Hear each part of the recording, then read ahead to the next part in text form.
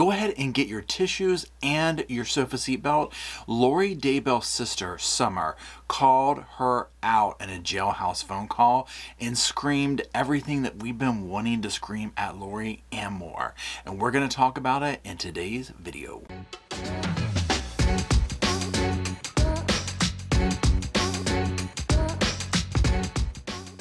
Welcome back to the sofa, everybody, and that's the sofa behind me with our trusty sidekick, Mr. Roscoe P. Coltrane.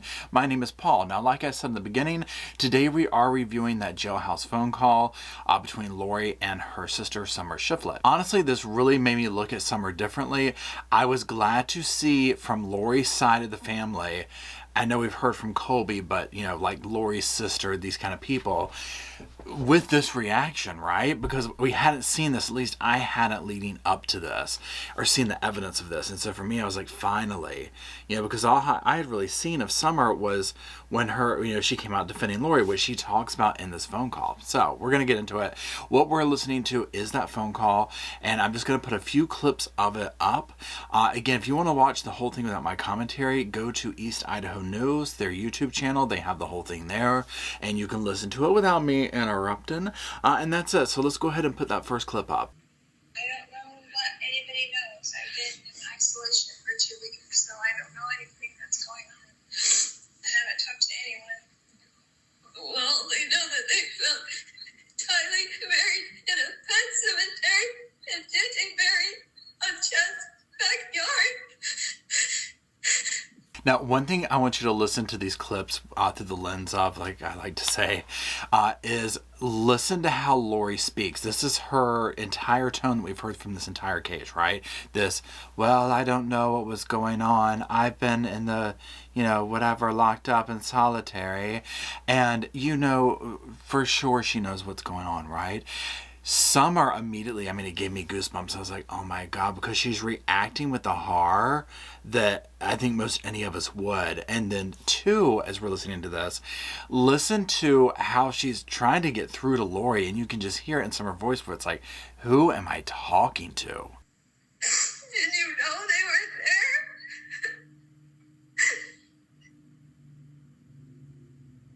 Can't talk about it. I mean, my God, I can't talk about it. This is my thing. What I want to hear from Lori is this level of reaction that we're seeing from Summer. Crying, oh my God, I can't believe this. Oh my God, I know, Summer, this is horrible. We're going to get through this. I get that Lori can't talk about the case on the phone. I understand that. So I'm not going to fault her for that part, right? But there could still be this level of absolute horror, the fact of your children were found on your husband's, you know, property, buried, right? This what I would expect to come from an innocent person, from someone that didn't know what was going on, from someone that wasn't clinging to something to try and get through the day of the reality of what has happened. And you think I let that happen? Yes, I do. That's nice. Is there another explanation? I'm willing to hear it. I don't want to think it. Absolutely, but I can't talk about it. You went off to Hawaii and were dancing on the beach while your kids are in the ground? I mean, that one literally, y'all, it sends chills down my spine, because isn't that what we all felt like? And I mean, to hear Summer saying that, I was like, amen, girl.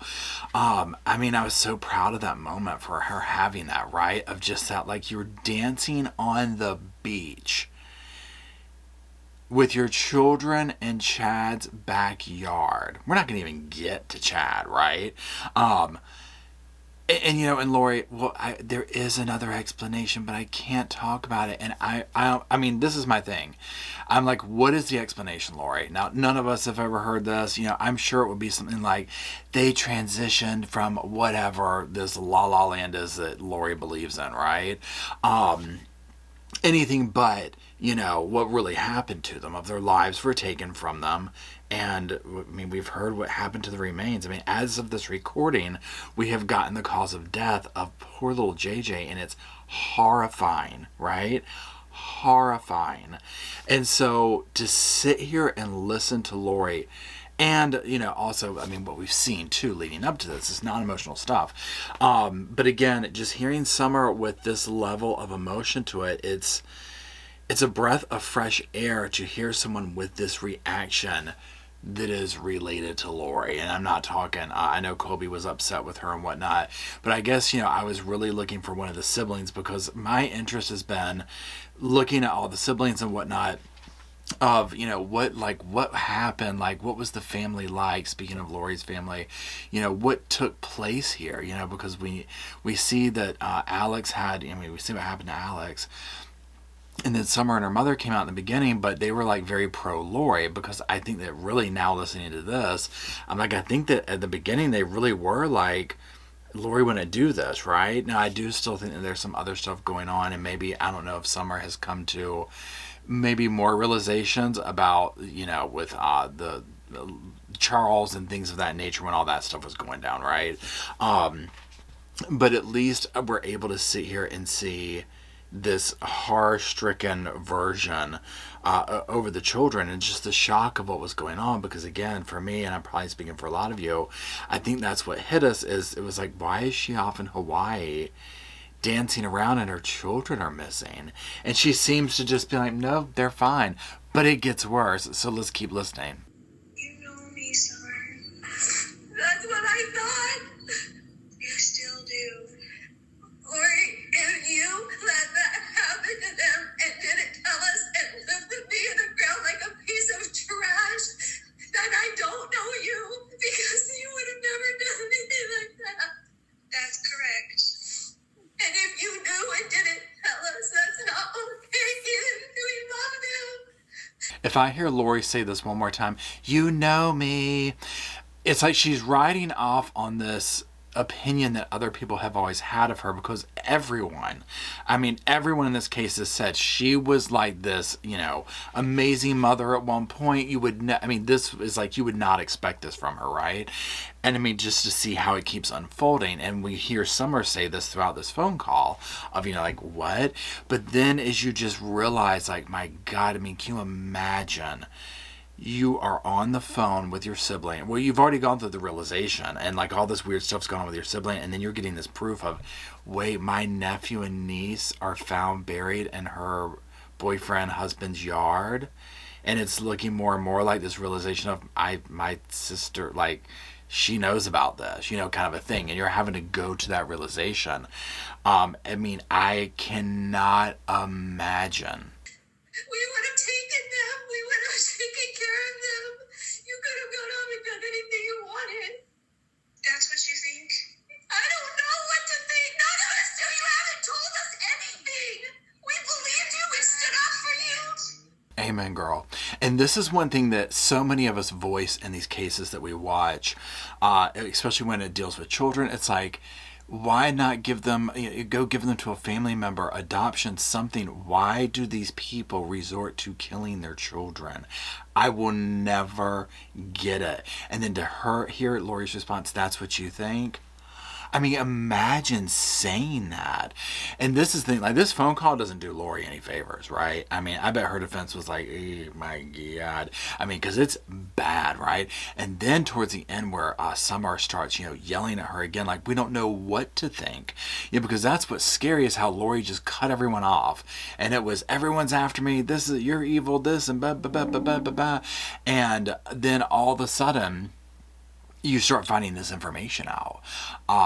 Absolutely shocking. I cannot. I would love to. You cut me and Mom off for 4 months and told everyone not to trust us because we tell Adam. And now we find this out, and you expect me to just keep going on faith when there's been zero explanation, and you expect me to just keep believing without ever having a question? She does. This is what she expects of everybody. To keep believing, keep putting up with things. But again, here we are in the trial. I don't think we're going to hear what her reasoning is. I mean, she couldn't, shouldn't, all those things, right? Because I have a feeling that her reasoning for what happened is like really twisted, right? I don't think it's what any of us are expecting to hear. I think she would, if she spoke her truth, I think she would stick to this whole thing of we're the 144, you know, and this and that, and this mission, all this stuff, right? I think she would stick with that. And so, you know, with Summer's frustration, I can only imagine. It's like that she cut them off, and that's what she did. That's what they did, Chad and Lori. Is it was they're out to get me, and this is dangerous, and they're a zombie, and don't talk to them, and the absolute levels of manipulation to pull these horrific crimes off. I'm okay. I love them with all my heart. I would have taken Tylee and JJ in a heartbeat, and everybody else would have too. You know that. And this is the heartbreak of it, because so many people would have if they had just said something. And this is also the part that's, I mean, obviously it's infuriating, but when I start trying to, like, I don't even want to say make sense of it, but I guess make sense of it, you know, because it's like, okay, why wouldn't they do this? Well, then you look at the financial aspect to it, right? Whether it be, you know, the money with JJ and Charles, and then Tylee and all this stuff, right? Because I mean, Lori was still collecting money and doing this and doing that, and you know, the whole nine yards. And it's like there was always you know, this whole storyline of, well, you know, zombies and we're doing this mission, but there's always conveniently wrapped around that money motivation to everything. If they were in any danger, no idea what happened. You're right. Nobody does, because you said nothing. Because everybody sees what's on TV. That has nothing to do with TV. This is when you're in my conversations before you left and cut me off. Again, go on, girl. Go on, scream it from the rafters. I mean, it's so true. And again, it just infuriates me to listen to Lori. People are just listening to what's on television. I can't speak about it. You know, I mean, nothing is there from her. Summer sounds like how Lori should sound, right? Like that level of upset. You know, that level of upset. And you can be that level of upset without talking about incriminating stuff, because I know an easy cop-out for Lori is, well, I can't talk about it. The phone calls are recorded, and I get that. But you can still be upset, and that's what's bone-chilling about this, is there is no sign of that from her. And now you expect me to be there for you when you were going to abandon me? And if you weren't in jail, you wouldn't even be talking to me, and we wouldn't even know they were dead still. This is your opinion. Yes! I mean, my God, after all that, all Lori has to say is, this is your opinion. I mean, that would have flies all over me now. I can't imagine being somewhere dealing with it. Now, that's the other thing too. You know 100% what Summer just said is true. If they hadn't gotten caught yet, do you think she'd be talking to Summer or any of these people? No. She'd be collecting money and talking about, like, keeping up these facades about we're the kids. You know, that type thing, right? Thank God Larry and Kay just sounded that machine off. Bless his heart, he's not here, but Charles was waving the red flag. This is all bad. Something's not right. I mean, God bless them all for doing that, because again, they would just, who knows how many more lives would be lost. Because what I've seen is a pattern of Lori and Chad manipulating people. There's a monetary thing, and also this like lustful thing that they had going with their loin fire and all that like creepy stuff. And I think that they would just keep doing this, right? I think that a lot of these people that we've seen on the stand, people like Zulema, Melanie, they could have gotten even more wrapped up in this and probably would have lost their lives as well. That's never my intent. Well, you don't think I'm in pain? No, I don't. I think you were dancing on the beach having a great time. Getting married. And you took pictures to prove your kids don't deserve a burial, but you need to get wedding pictures? You don't think that's upsetting? Nobody knows. I'm sorry, honey. Now that part right there, and again, there's nothing Lori can say to it. You are on the beach dancing around getting wedding pictures, and your kids don't even deserve a burial. They're buried in the backyard.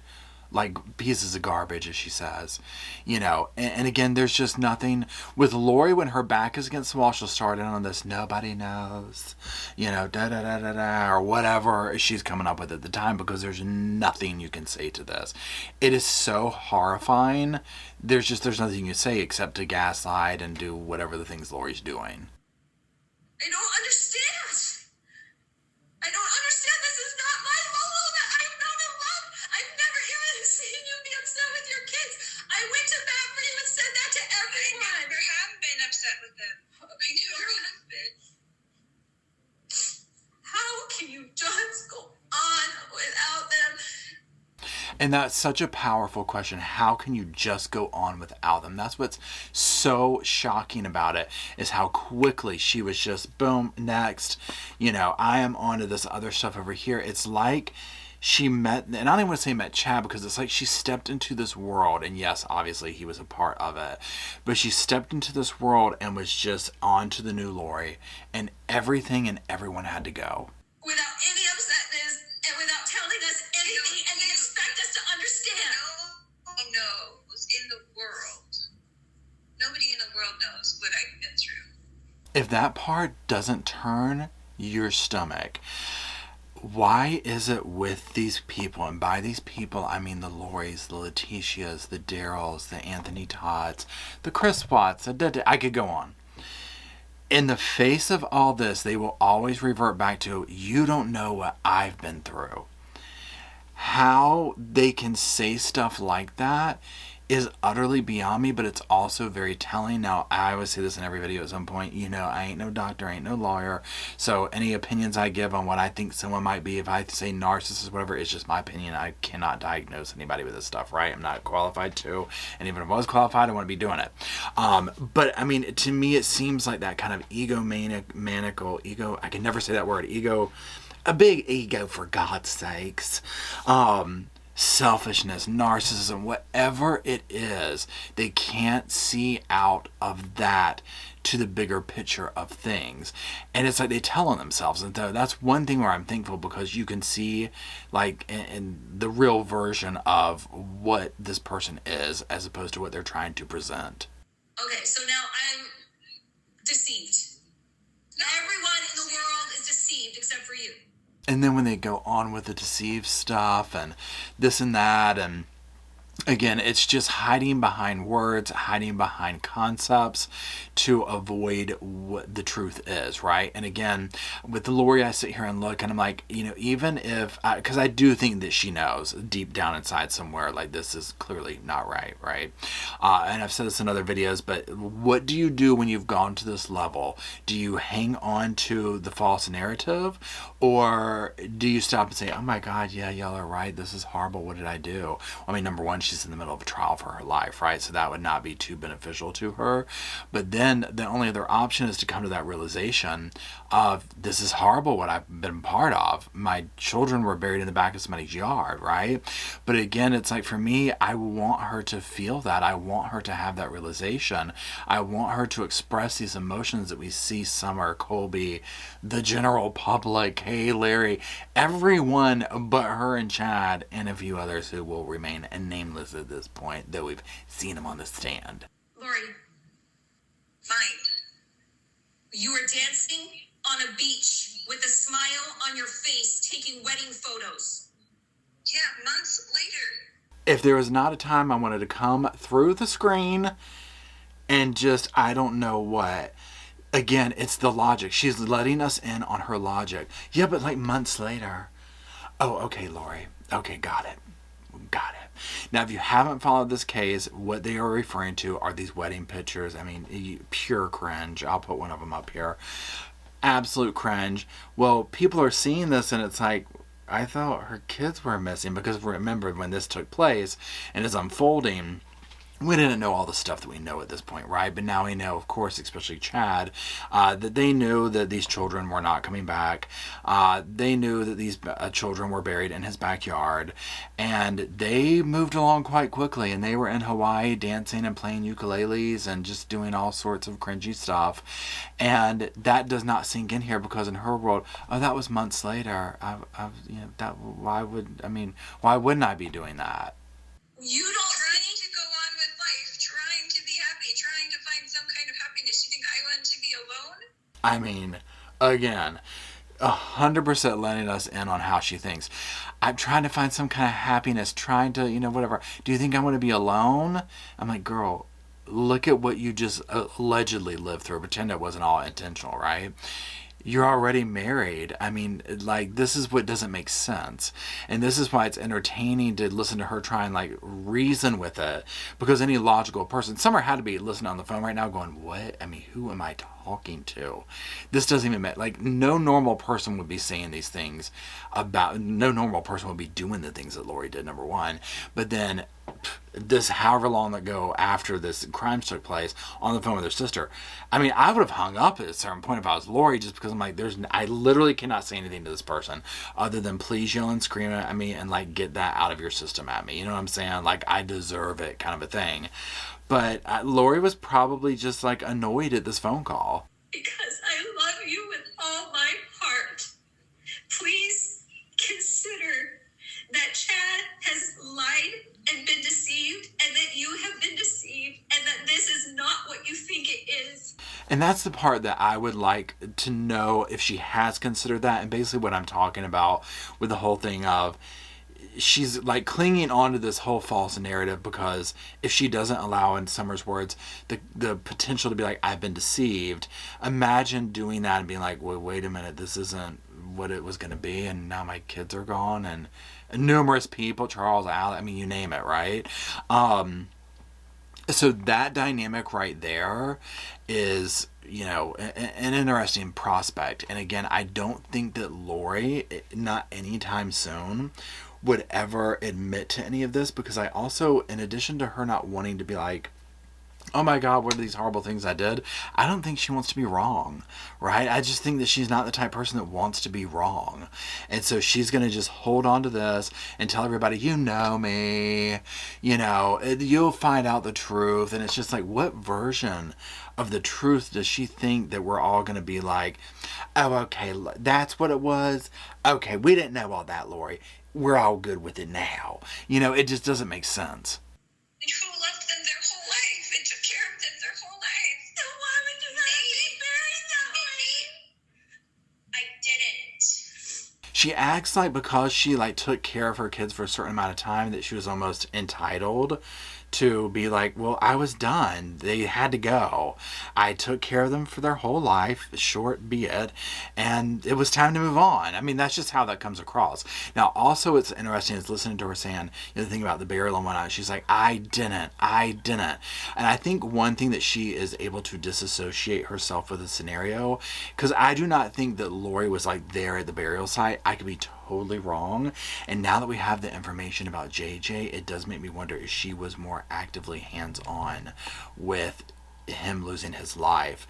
That's a whole other video. It'll probably be out tomorrow, but I'm kind of thinking out loud to myself. But nonetheless, I don't think she was there at the burial area. I think that was a Chad thing. I think that was an Alex thing. And so some of these things where she's like, I didn't. She's probably riding on that whole thing of like, well, yeah, technically it's the truth type situation. Now let's listen to just a couple of clips from Summer's testimony on the stand. When were you first made aware that your niece and nephew were missing? I think through the media, but probably December of 2019. And at that time, December of 2019, were you in contact with your sister? No. Now, I just wanted to listen to this because we hear Summer talking about when she became aware of this, and the whole, that we heard her talking about earlier on the phone call, screaming and crying. But yes, she was not aware of this. This is when she found out through the media, all this kind of stuff. And again, I can't imagine, number one, being, very close to a situation like this of my loved ones being taken away in this manner and all this unfolding, but then to find this information out on media in the public forum and places like that, these horrible, horrible things. I can't imagine what that's like. Ms. Shiflett, fair to say that you trusted what she told you? Yes. You believed your sister when she stated to you that JJ and Tylee were safe? Yes. And that's the thing. When this first came out, I mean, I remember I did not trust Summer Shiflett, the mother, because they were so steadfast and no, no, but this is, we're gonna all find out. And so now hearing this and the other part of it, I'm like, huh, interesting. I do think that in the beginning that Summer trusted Lori. I mean, and again, you don't want to think something like this of a family member, even in the face of like things are looking shady or whatever. I mean, for me, the last thing I would think is, oh, they killed the kids and buried them in somebody's backyard, right? I mean, that's just not something that my mind would process until the proof came down. And even then, you would have to be like, whoa, let me hold on to something, right? Like, is this really happening type situation? And so I felt like that's probably what went on here. I feel like there's going to be a lot of people in Lori's life, and I mean, we're seeing some of them take the stand and whatnot, who are going to have to look back over a lifetime and be like, was this real? Was this a lie? What else have we been manipulated on? How was your relationship with Alex? I was close with Alex. Now, can you tell the jury what he was like? Well, he was my big brother, and sometimes he was hilarious and fun, and sometimes he was kind of crude or obnoxious in a way. But most of the time we got along really well, and he was at my house most weekends playing games with my kids. And did he have children of his own? No. Did he suffer a brain injury as a teenager? Yes. And what was that, from a car accident? Yes. And did that brain injury in that car accident, did that affect him? I believe it did. Was he different after that car accident than he was before? He seemed almost stuck in making like teenage decisions. He got in his car accident at 16, and he kind of made decisions like a 16-year-old most of his life. So he was, that's what you observed, is that he was stuck as a teenager. In his decision making, yes. I wanted to include that because I thought it was an interesting tidbit to hear about Alex, and it makes sense to me, right? Because there is this thing, I mean, obviously I don't know him, but just a little bit that we've seen, and some of his reasoning, like, you know, just the way he followed Lori and Chad around, especially Lori, and just did whatever. I mean, I think that we're going to continue to see that he, you know, was probably the one who took the lives of several people at this point, and helped, you know, dispose of bodies, clean the scene up, whatever you want to call it. So that part I just found very interesting. I'm curious what you think about it. Do you think that that aspect plays a role in Lori being able to manipulate Alex, that type situation? Because that would make more sense to me. Now, this is not to say that, oh, well, he gets a pass or anything like that, right? I mean, clearly the man had lost his life, right? At this point, he's gone. And I think that we'll learn even more information in Chad's trial, because I have a feeling in Chad's trial there's going to be more physical evidence against either, probably, I would imagine, Chad, and possibly Alex. And I'm very, very much just prepped and waiting on them to completely blame Alex. Now, I'm also curious to hear what y'all think about Summer's phone call. You know, what do you think of this? If you followed it from the beginning, did it change your mind about Summer? So I'm very curious to see what the Sofa Squad has to say about that. And that's it. Again, overall, I'm glad to see, like I said, I'll say it again, someone of this, you know, familial relationship to Lori with this reaction, right? And having that kind of reaction to her. You know, same with Colby calling his mother out, you know, to hear this is going on, because so much of this, you know, we just didn't, at least I didn't hear along the way. And it kind of had my eyebrows raised. So I'm glad to see this. Like, okay, people are calling it out, but it's also even more heartbreaking for me because we see that it does no good. I mean, when you hear her own son, her sister, these people, you know, having this emotional reaction, trying to get through to her, and she's just steadfast in this nonsense, I'm just like, I mean, my God, like, what do you do, right? I mean, she's just gone in that manner, but not in the context of not knowing right from wrong. Now, if you are still watching, drop hearts in the comment section for all the victims of this case and the others that we do discuss, and until we meet around my brand new green water bottle, I'll see you soon.